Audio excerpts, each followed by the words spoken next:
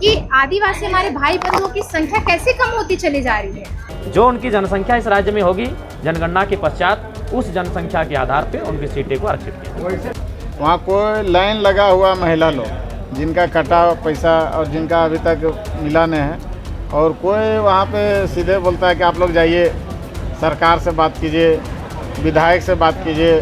जब एक उंगली हम लोग की तरफ करते हैं ना तो 3 उंगली उनके तरफ होता है। भाजपा इन सब इस बात की चिंता ना करे, उनका सब कुछ यहाँ खत्म हो गया, उसके बारे में चिंता करें कि कैसे वापस ठीक करेंगे। सदन में जो बहस होता है, सदन में जो वाद विवाद होता है, सदन में जो चर्चा परिचर्चा होता है, उन पर कार्रवाई होना ही चाहिए। सरकार को जो भी विषय माननीय सदस्य जो भी मामला उठाते हैं, चाहे पानी को लेकर हो, बिजली को लेकर हो, स्वास्थ्य को लेकर हो, अवैध खनन को लेकर हो, बालू कोयला, जो भी मामला आता है उसमें जांच की टीम को एक बार जाकर रिपोर्ट करने के लिए भेजे और कार्रवाई किया जाए, तभी सदन की सार्थकता रहेगी। निसंदेह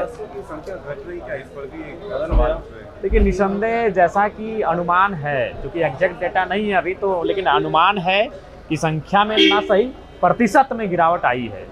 और निसंदेह जो प्रतिशत में जो गिरावट आ रही है वो चिंता का विषय है इस राज्य के लिए, आदिवासी अस्मिता के लिए, आदिवासी पहचान के लिए। 1971 का परिसीमन से ही चल रहा है लोकसभा और विधानसभा। मेरे हिसाब से परिसीमन होना चाहिए, और परिसीमन से पहले एक बार जो लोग जनगणना की बात कर रहे हैं, जातीय जनगणना, वो उसका निष्कर्ष सामने आना चाहिए। चमरा लिंडा कल क्या है कि आदिवासियों की सीट घट सकती है परिसीमन में, लगता है बड़ी दिक्कत होगी ये अगर घटी गई तो। देखिए, मेरा कहना यही है, मान के चलिए जनगणना सामने आती है और आदिवासी अगर राज्य में 25% होते हैं और मान के चलिए परिसीमन में 100 सीटों की संख्या 25 होती है, मैंने 100 होती है, 150 होती है, तो 150 का जो 25% होगा वो रिजर्व किया जाए आदिवासियों के लिए। एससी की आबादी अगर 10% है, 12% है, तो 150 का जो 10 और 12% होगा उनके लिए रिजर्व किया जाए। जो उनकी जनसंख्या इस राज्य में होगी जनगणना के पश्चात उस जनसंख्या के आधार पे उनकी सीटें को आरक्षित किया। वैसे में कुर्मियों को फायदा होगा इससे? कुर्मी तो 70 साल से सबसे अपेक्षित और सबसे प्रताड़ित कौम बन के रह गई है। शहादत की सबसे लंबी लिस्ट कुर्मियों की और संघर्ष की सबसे लंबी लिस्ट कुर्मियों की, और जब बात आई है इस राज्य में हक अधिकार की तो शून्य है। 1932 का खतियान एनआरसी से भारी है, 1932 के खतियान पर ही चर्चा होनी चाहिए। निसंदेह मैंने कल भी कहा था, जब किसी की अस्मिता पे संकट आता है तो वो आंदोलन के लिए बाध्य होते हैं, और निसंदेह कोई भी कौम रहे वो आंदोलन तो करेगी अगर अस्मिता पे सवाल आएगा तो। धन्यवाद। कर रहे हैं, पहले तो इसके लिए इन्होंने जो वादे किए थे उसके अनुरूप जो है 18 से 50 वर्ष की सभी हमारे राज्य की महिलाओं को ये सम्मान राशि दी जानी। इन्होंने जो जिनकी आबादी टोटल 70 लाख होती है, पर इन्होंने चुनाव के पहले 57 लाख महिलाओं को सम्मान की राशि दे दी चुनाव के पहले।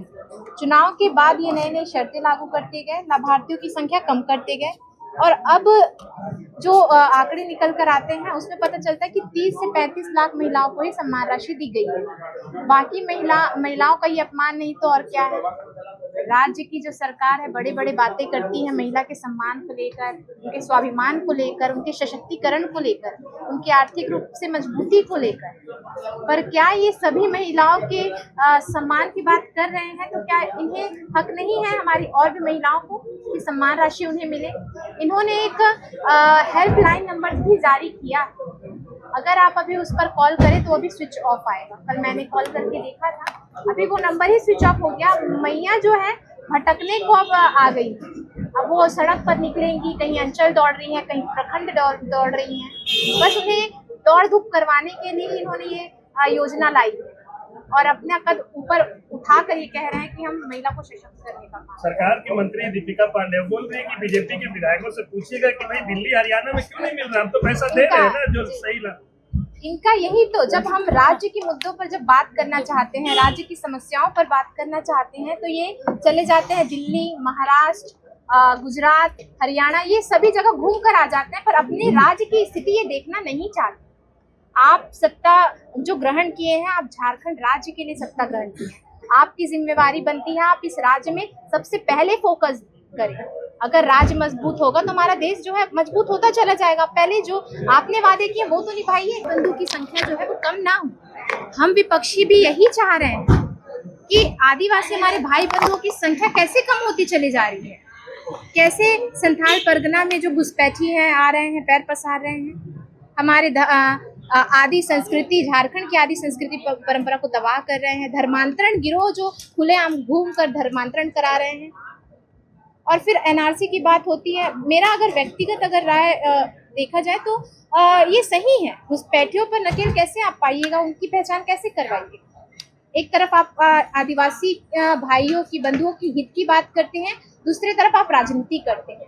आप एक पक्ष के साथ खड़े, एक स्टैंड लीजिए और उसी में खड़े रहिए और उसके साथ आगे बढ़िए। उसको तुरंत एक्सेप्ट करना चाहिए, हाँ कम हो रही है, या तो हम जांच कराएंगे, एक सही सिस्टम से जांच कराएंगे। आज देखिए जो हमारे नामकुम की घटना आप देखे होंगे, ऐसी दर्दनाक घटना, निंदनीय घटना जिसे हम कहते हैं, नामकुम में हुई। 2 लोगों में विवाद हुआ, उसे 2 पक्ष बना दिया जाता है और एक पक्ष के 17 लोगों को अंदर कर दिया जाता है। रात रात में बहू बेटी सोई हुई है, वहां पर जाके रेड मारा जाता है।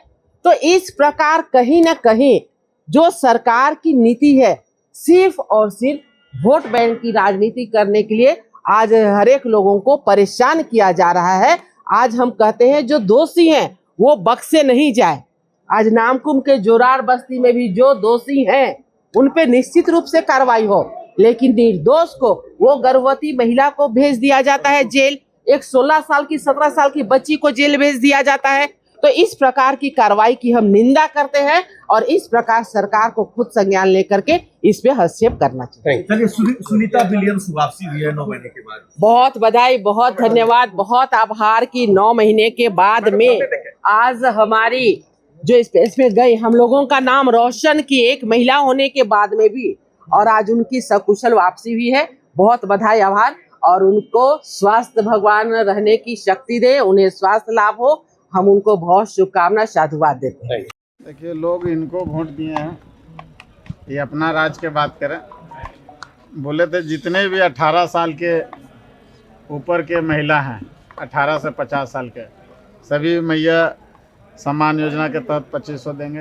मैं अपना ब्लॉक के बात करता हूँ, वहाँ कोई लाइन लगा हुआ महिला लोग जिनका कटा पैसा और जिनका अभी तक मिला नहीं है, और कोई वहाँ पे सीधे बोलता है कि आप लोग जाइए सरकार से बात कीजिए, विधायक से बात कीजिए, बीडीओ से बात कीजिए। बीडीओ लोग भी बैठ नहीं रहा और मैया लोग का क्या सम्मान दे रहा है। ये अपने राज को जब अपने से खुद वो बोले हैं कि हम मैया का सम्मान देंगे, और हमको लगता है हर एक बार मतलब 18 लाख को कटा, फिर हमको लगता है 18 लाख काटने का, हमको लगता है इस योजना को समाप्त करने के चक्कर में तो जीरो कर देगा क्या? जीरो कर देगा। सब्सिडी वाला हाल हो जाएगा क्या इसका? वो जो पेट्रोल आज तक भरा है आप लोग, उसी तरह ये भी कुछ दिन का है, वो अपना रोना रोएगा कि हम पैसा दे दिए, पूरा पैसा खत्म हो गया, किसी तरह की योजना धरातल पे नहीं उतरेगा। यही जब एक उंगली हम लोग की तरफ करते हैं ना, तो 3 उंगली उनके तरफ होता है।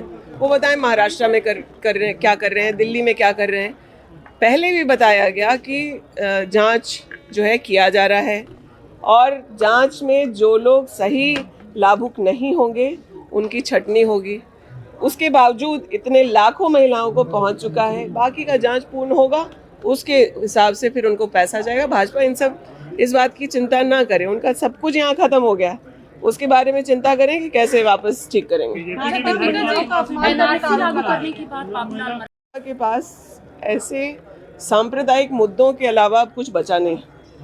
आसाम में क्यों नहीं लागू करा ले रहे? सबसे ज़्यादा जो है बात हिमंत बिश्व शर्मा करते रहे हैं, तो वहाँ क्यों नहीं कर ले रहे? और कहीं भी किसी भी प्रकार से सत्ता में आना या फिर लोगों के बीच लड़ाई लगाना, ये सब में महारत हासिल है भाजपा को, लेकिन उनका ये कार्ड अब फेल होने लगा है। उन्हें समझना चाहिए कि इन्हें कुछ नया करके वापस जनता का विश्वास जीतने का प्रयास करना चाहिए।